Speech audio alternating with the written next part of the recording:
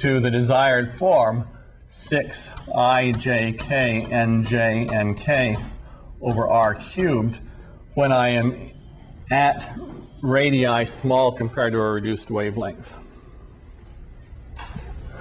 So it's pretty straightforward mathematics.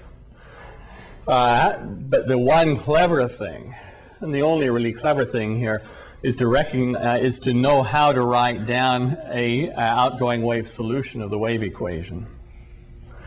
To get rid of the indices by differentiating twice. And then to basically be guaranteed, if you've thought through what you're doing, that this has got to be some multiple of the desired quadrupolar term in the near zone, and to discover that the factor 2 is what you need here. Okay. So any questions on that? So we now have a form that is valid for the gravitational, for h bar 0, 0 throughout the local wave zone and the weak field near zone. We now need to get expressions for the other, for h bar 0j and h bar jk. So if this is the form of h bar 0, 0, and we need to have it be true that h bar 0, 0, with I take one time derivative, needs to be equal to minus h bar 0j comma j. That's the Lorentz gauge condition. This enables me to compute h bar 0j, just using this Lorentz gauge condition. And you can just read the answer off of here. And the answer is then that h bar 0j that I need, there's going to be a sign flip. It's minus 2 times 1 over r ijk of t minus r, with only one time derivative, one divergence on it. To repeat it again, if I take this expression and I take a divergence on the j index, and I take that expression, take a time derivative, I have the same thing aside from a sign. And so this is the form that h bar 0j must take. So I infer from the Lorentz gauge condition, I infer from knowing what h bar 0, 0 is, I infer what h bar 0j must be. And then I can go one more step, h bar jk, comma, h bar jk, comma k must be equal to minus h bar 0j, or j0, comma 0, which is the same thing as minus h bar 0j, comma 0, since h bar is symmetric. I know this guy, I just put one time derivative onto that. And so I ask myself, what do I need for the space-space piece? Then when I take its divergence, I get the same answer, and it's pretty obvious that h bar jk is just going to be equal to plus 2, 1 over r ijk of t minus r. So to reiterate, if I take a k derivative on here and flip a sign, I get the same thing as taking a time derivative on there. And so I've used the Lorentz gauge condition twice to move from the time-time to the time-space to the space-space part of the trace reverse metric perturbation. And I'm there. Now all I want to do is I go out into the local wave zone and I take the transverse traceless part. And so the bottom line is that in the local wave zone, hjk tt, I get just by projecting out the trace on this guy, and it's equal to 2 over r ijk at location t minus r, the retarded location, transverse traceless piece projected out. Now, this way of deriving the same formula is I think I had you, well, as I talked about last time, and I've forgotten whether I had you actually derive this on the problem set or not. So you derived it on the problem set. This way actually is a much more powerful way, because this way of doing it makes this formula automatically be valid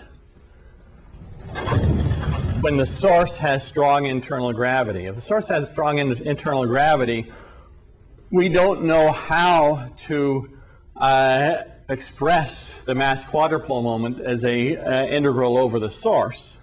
Our expression for the mass quadrupole moment is an integral over the source, this expression here. That's valid only in the slow motion weak gravity limit, in the Newtonian limit. However, if you have a strong field source, such as a spinning neutron star, where Newtonian theory is not valid in the interior, and where this expression is not valid, you can still go into the weak field near zone and look at the form of h bar 0, 0 in there. You can look at the gravitational field in the weak field near zone, and you can just ask, what is the mass quadrupole moment?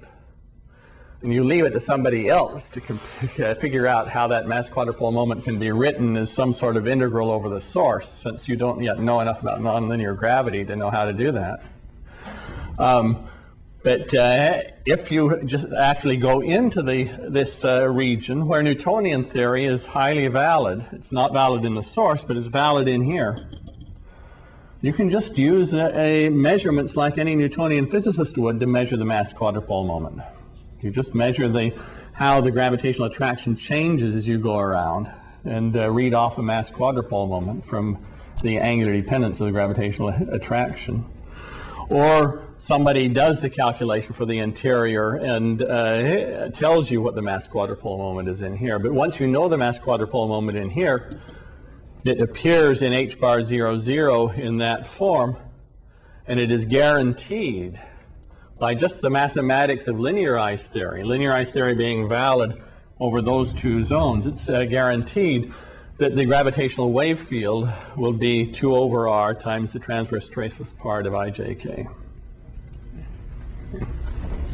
Okay, any questions about that? Okay. This is one piece of a very general calculation. You can do this analysis for the full multipolar decomposition of the gravitational field in the local wave zone and weak field near zone. So instead of just writing down the mass quadrupolar piece, you can write down the full sum over both families of multiple moments, and you can write it down in a form that is a straightforward generalization of this expression here for each of the multiple moments. And you can then go through the same process as I did here to infer what is the gravitational wave field and how does it connect to the field in the near zone. And I'll give you some reading on this. And what I want to do with regard to the higher order moments is I just want to make some remarks about the current quadrupole moment. It's the other term will turn out to be important, very important in one source of gravitational waves, oscillating neutron stars. There are certain modes of oscillating neutron stars called R modes, in which the radiation is predominantly current quadrupolar. So I just want to tell you what this current quadrupole moment is. So if you go through the same analysis as I have been going through, but work now on the h bar 0j piece of the metric. So we want to work with the equation that says that del squared h bar 0j is momentum density. And we want to make sure that the solution that we get to it has vanishing divergence. You can apply this same technique of writing down a solution of rho Vj in this case over x minus x prime. Expand the 1 over x minus x prime out and just grind away and then do some integrations by parts. And you can wind up in the end with the following expression for the time-space part of the metric in the weak field near zone. You wind up with an expression that says that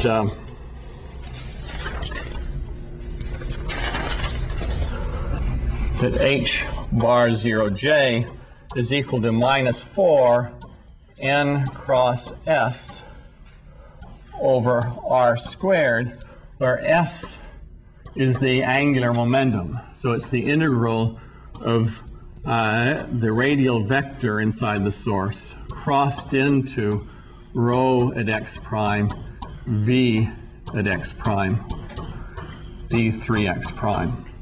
So it's just the standard angular momentum. And that's the current dipole moment is this angular momentum, and you get a minus 4 n cross s. So there's been some algebra, of cross products used in order to get to here. I'm just telling you the final answer, which you could derive for yourself. I might not give it to you as a problem set. It's a little bit of messy algebra. This depends on how I feel tonight after supper, whether I decide to give it to you as on the problem set or not. Okay? And the next term can be written as minus 4 over r cubed. So this is a dipole term, so it's 1 over r squared. 4 over r cubed, I'm going to write it as n cross s dot n. This is a notation I've not used before, but I'm using this notation because I don't want to get into the mathematics of something called the Levi-Civita tensor, which most of you may know, but I don't want to get into it. So S has two indices. I'm taking a cross product of the unit radial vector on the first index and a dot product of the unit radial vector on the second index. Can you write it down in terms of Levi-Civita tensors? Okay, so for those who are accustomed to that Levi-Civita tensor, that would be epsilon A, B, C, N, A, S, just a second, epsilon J, there's one free index, that's this J, J, A, B, N, A, S, B, C, N, C. So this is a cross product on the B index of S. That's a dot product on the C index of S. So those are the first two terms in a power series expansion that you can generate, just grind out by the same technique as I did over there, and by doing some manipulations of cross products and maybe some integrations by parts. I've forgotten what all's involved, and I haven't done this calculation since about 1978. So, okay. You then write down a solution to the wavy, well, you then know this can't produce radiation, so you focus on that term. Oh, and you also obtain, since I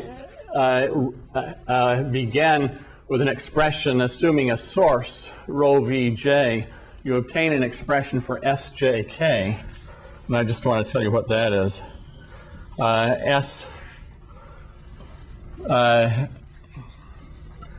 Let me write it. SBC is an integral of the angular momentum density, the B component, and then times xc d3x. And so it's the first moment of the angular momentum distribution. This is angular momentum density. You take one moment, you multiply by one factor of x. You now have a second-rank tensor, and then you have to symmetrize. So let me just use an S for symmetrize. I have to symmetrize on the two free indices. So you take 1/2 of this with B first and C second, plus 1/2 with C first and B second. So you symmetrize on that. So in fact, the analog of the magnetic quadrupole moment is and then you have to remove the trace too, okay? So you take the symmetric, you symmetrize it and remove the trace. So STF means remove the trace, S means symmetrize. Okay. So it's the first moment of the angular momentum density, symmetrized and with the trace removed, is what this current quadrupole moment is. And then you can go through the same process as I went through over here of writing down an outgoing wave field as a solution to the wave equation. Oh, you have to do one other thing. You have to verify that this has vanishing divergence, and you can verify it, that it has vanishing divergence. Then you build yourself a outgoing wave solution, or solution to the wave equation for h bar 0j that reduces to this in the near zone, and then you bootstrap yourself over to h bar jk using the Lorentz gauge condition, the same set of processes as I did before, and you wind up then in the end taking the transverse traceless piece with hjk transverse traceless is minus 8/3 1 over r n cross s t minus r, the jk component, transverse traceless. So on the first slot, or the first index of s, you take a cross product. But this has two indices, so there are two indices in the end at jk. Or in terms of, with the Levi-Civita tensor present, there's 1 over r epsilon JAB NA SBK of T minus R. Symmetric transverse traceless. Symmetrize on J and K and take the transverse traceless part. And the same pattern works for all the other moments. So I've just told you what you get. But having told you what you get, I want to also notice the magnitudes, the relative magnitudes of these terms. So let's look at this term, that gravitational wave field for the current quadrupole moment, and this gravitational wave field for the mass quadrupole moment, and see how big they are. So I need two time derivatives on here. What happened to my time derivatives all the way through here? Damn. So let's just go back here. H bar 0, had no time derivatives, but in order to satisfy the Lorentz gauge condition, I need one time derivative on there. And when I come down here, I need two time derivatives on there. So that basically I've exchanged two factors of 1 over r for two time derivatives. Okay. I'm surprised somebody didn't jump all over my back for that. And similarly over here, I need to exchange two factors of 1 over r for two time derivatives, and so I've got two time derivatives on here. Okay, now in order of magnitude, this gravitational wave field here, the mass quadrupole moment looks like the mass of the source times its size squared. I have two time derivatives on it, so it's divided by lambda bar squared. Lambda bar is basically an angular frequency of the internal motion, so this looks like, and 1 over r. And so this looks like mv squared over r. So it's the Newtonian gravitational potential produced by the internal kinetic energy of the source, which is something that I said in my introductory lectures. Over here,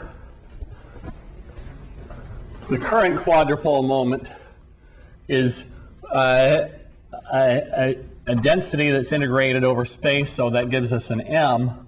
There are two x's, so there's an L squared, and there's a v. That's the magnitude of the current quadrupole moment. Down here, it appears with two time derivatives, so we've got m L squared v over lambda bar squared, and then a 1 over r. And L squared over lambda bar squared, again, is the internal velocity squared, so that's m v squared over r times v. So this term is smaller by one factor of internal velocity than the mass quadrupole term. The same thing happens in electromagnetic theory. At any order, the magnetic dipole term is down by a factor of v from the current, from the electric dipole term. The magnetic quadrupole is down by one factor of internal velocity if its charge is moving around from the electric quadrupole term and so forth.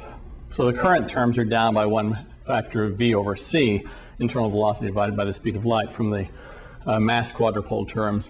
But in those cases, as is the case with R-mode oscillations of neutron stars that Lee Lindblom will talk about, in those cases where there's not much mass change, so the mass quadrupole moment is not very dynamical, there can still be a lot of sloshing of the material, and so you can have a big oscillating current quadrupole moment, but a very small oscillating mass quadrupole moment. And in those cases, the current quadrupole dominates. What's the name of this thing again? This is the... So this is called current quadrupole. That's one phrase. This is the phrase typically used. It's the current quadrupole moment. But what it is actually a moment of the angular momentum distribution. But that's also, in some sense, a moment of the linear momentum distribution. And linear momentum is the same thing as mass current, and that's where the phrase current comes from. Just as the electric current is the thing that generates the magnetic moments in electromagnetic theory, so the mass current generates the current moments in general relativity. And in electromagnetic theory, the electric current is the source of the oscillating magnetic moments. In gravitational theory, the mass current is the source of the oscillating current moments. Okay. Yeah, questions? Okay, in the last 15 minutes, I want to turn to the issue of the energy loss and angular momentum loss from a slow motion source. You've already analyzed one slow motion source in the homework. You've done the problem of two stars going around each other, a binary star system. You computed in that analysis, you computed the gravitational wave field, but you did not look at the question of how much energy does it carry away from its source. And that's what I want to talk about now, because that's something that Sturl is going to need when he talks about sources next week. So the rate of loss of energy from a source is pretty obviously should be computable by just doing an integral of the energy flux out here in the local wave zone. So I go out into the local wave zone. I build myself a sphere of radius r out in the local wave zone. And I look at the radial component of the gravitational wave energy flux, and I just integrate it over the sphere. So dE dt is going to be minus, because you're losing energy, the integral of T0r gravitational wave d surface area over the green sphere. And T0r gravitational wave is 1 over 32 pi times hjk transverse traceless, comma 0, hjk transverse traceless, comma r, and the surface area is r squared d solid angle. D solid angle being, of course, sine theta d phi. And for the hjk transverse traceless, I want to go in and put in this expression in terms of the mass quadrupole moment. So I take my standard mass quadrupole moment expression.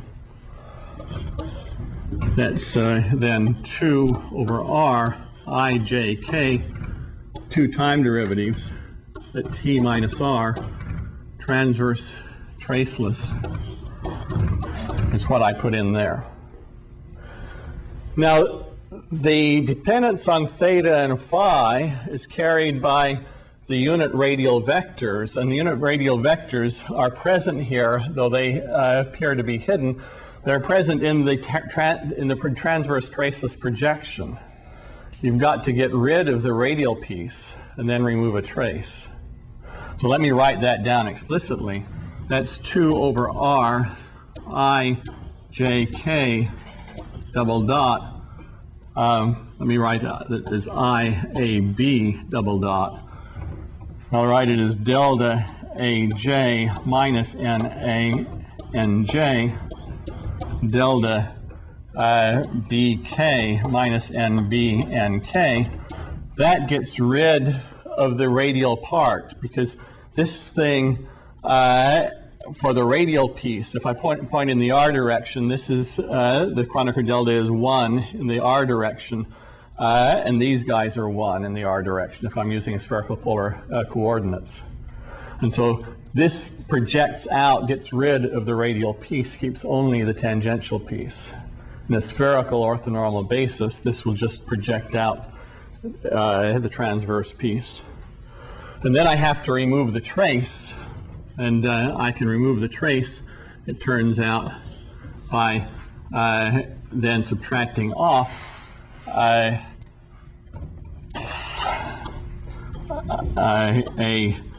delta AB minus NA NB, then delta JK minus NJ NK, and a 1/3.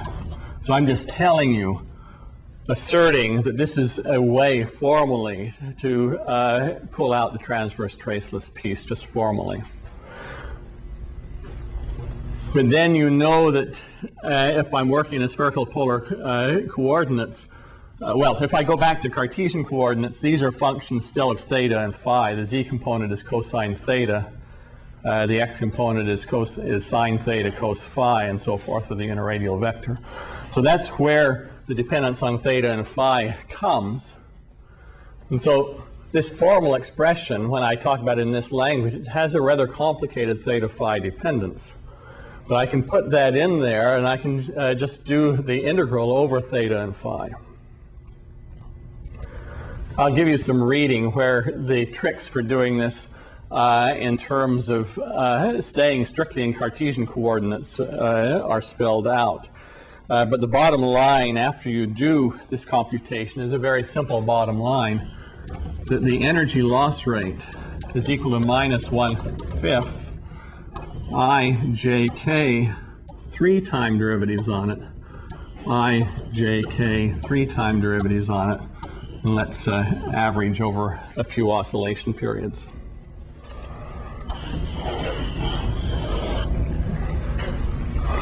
So the bottom line is it's just 1/5 the square of the 3rd time derivative of the mass quadrupole moment. And there's an analogous expression that you can get by analogous techniques for the rate of loss of angular momentum from the source. Just again do a integral over of appropriate quantity over the sphere.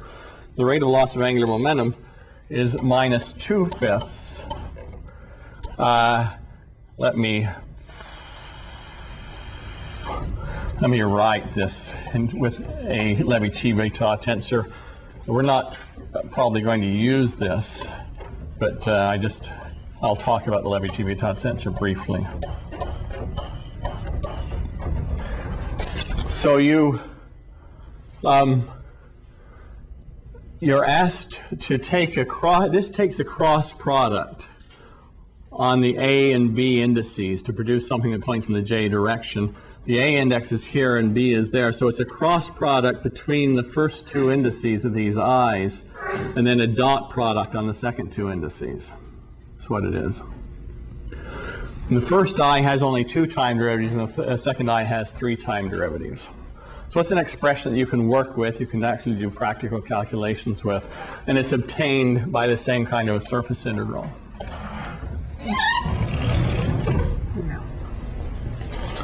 And then you can work out, similarly, expressions for the contributions of the current quadrupole moment to the emitted energy and angular momentum.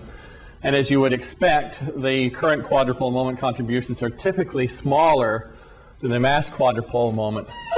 Smaller by a factor of V over C coming from this, the first term here, and V over C from the second, but smaller by 2 factors of V over C, where V is the internal velocity. So the current quadrupole, except in cases like our modes of oscillation of a neutron star, where the mass quadrupole is suppressed by the nature of the motions, the current quadrupole is unimportant, and all the other higher multipoles are unimportant. You can also work out the rate of loss of, or rate of change of linear momentum, which just corresponds to the source being given a kick by emission of gravitational wave momentum. And linear momentum loss turns out to arise from a beating of the mass quadrupole against the current quadrupole, and also a beating of mass quadrupole against mass octopole. So it's a beating of different kinds of moments against each other. And that's kind of hard to do, and so the kicks that are given to sources typically by gravitational wave emission are not terribly big kicks. But you can work them out in full detail, work out expressions for them by the same techniques as I have been talking about. So the last thing I want to do is just tell you what happens when you apply this to the binary system that you worked on in the problem set. And I'm going to give you an exercise to do computations of this on the problem set, because Stirl will use this. So if you do a computation with these formulas for a binary with mass m1 and m2, reduced mass is m1, m2 over the total mass. The total mass is m1 plus m2. So in the problem set, I had you write the final answer in terms of reduced mass and total mass, even though you treated an equal mass binary. I just asserted that that formula was valid for unequal mass binaries. And if you go through and just compute this energy loss, you wind up then, in this case, with dE dt is equal to minus 32 fifths mu squared m cubed over a to the fifth, where a is the separation between the two bodies. I remind you that the angular velocity is equal to m over a cubed square root by Kepler's law. And so you can also write this in terms of the angular velocity instead of in terms of a, that is in terms of the masses and the angular velocity. Since the total energy is just mu m over 2a, that is the gravitational, or mu m over a, the gravitational potential energy is the negative of this. The kinetic energy is twice this, and so the total energy is this. That means that the time derivative of the total energy is given by that expression, so it is minus mu m over a squared dA dt. So this becomes a differential equation for the separation between the two stars as a function of time. And you can easily solve the differential equation, since it's just a 1 over a to the fifth on the left-hand side. And that tells you that a is equal to some initial separation times 1 minus t over tau naught to the 1/4 power. So at t equals 0, a is equal to the initial separation. And when time tau naught has elapsed, the two stars have come crashing together. So they're spiraling together to smaller and smaller radii and finally merge. And tau naught then works out to be 5 over 256 a naught to the fourth over mu m squared, or 5 over 256 m squared over mu times m omega to the 8/3. And I write it in this way because twice omega is the angular frequency of the gravitational wave, so that's an observable. So this time and the time until the two stars come crashing together depends on the masses and on the frequency of the gravitational waves, which you can measure. So the frequency of the gravitational waves is 2 times omega over 2 pi, or it's omega over pi. So I can rewrite this time until they come crashing together in terms of the gravitational wave frequency. And this is the last thing I want to do, just give you some numbers.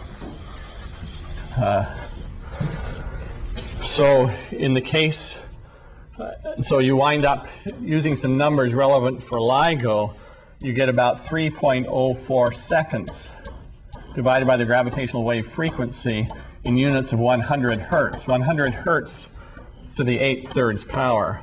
100 hertz is the frequency at which LIGO has its best sensitivity, times the mass of the sun over what we call the chirp mass to the 5/3 power, where the chirp mass is mu to the 3/5 m to the 2/5.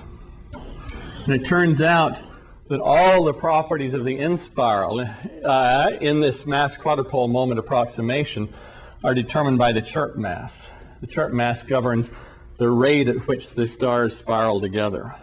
And it's just the chirp mass that's appearing in this expression if you do a little bit of algebra for the time until merger.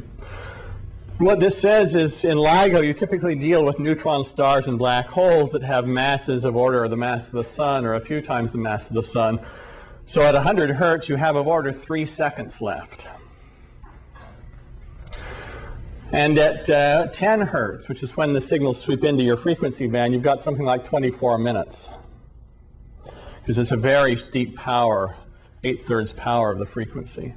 So a few tens of minutes from when the waves sweep into the LIGO frequency band, a few seconds from when they reach the optimal frequency, optimal sensitivity until the end. And so that's the story in LIGO. By comparison, for LISA, if you put in masses appropriate for LISA, which are thousands to millions of solar masses, and a frequency appropriate for LISA, which would be, say, 1/100th of a hertz, a period of 100 seconds, you wind up with numbers of a few days. And so if you go down to, say, 3/1000th of a hertz, you've got times of the order of a year. And so for LISA, in the LISA frequency band, your signals last for days to years. But for LIGO, they last seconds to minutes. Okay, that's cool.